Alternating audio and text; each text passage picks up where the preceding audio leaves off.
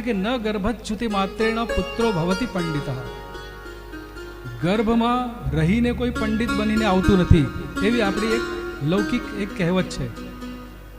પરંતુ અહીંયા જુઓ, આપણે તો જાણીએ છીએ ગર્ભ સંસ્કાર પણ જાણીએ છીએ કે જ્યારે દિલીપ રાજાની પત્ની સુદક્ષિણા એ ગર્ભવતી હતી ત્યારે એમના સીમન સંસ્કારમાં એમને સેજ માટીનો કણ ઉપાડ્યો અને એમને પોતાના મુખમાં મૂક્યો. એમને પૂછવામાં આવ્યું કેમ આવું, ત્યારે એમને કહ્યું કે જે મારો પુત્ર થશે આ પૃથ્વીનો માલિક થશે, આ ચક્રવર્તી સમ્રાટ બનશે, આ પૃથ્વી પર રાજ્ય કરશે. અને પછી એ રીતે દિલીપ રાજાનો પુત્ર રઘુ રાજા બન્યો. અને એટલે રામ આવ્યા છતાં પણ રઘુકુલ રીતિ સદા ચલી આવી એવું કહેવામાં, રામકુલ રીતિ એવું નથી કહેવાતું. એવા એ રાજા હતા રઘુ રાજા. તો જુઓ, અહીંયા સુખદેવ પણ ગર્ભના સંસ્કારથી આવ્યા હતા અને પરીક્ષિત તો અદ્ભુત રીતે ભગવાનથી રક્ષણ કરાયા હતા.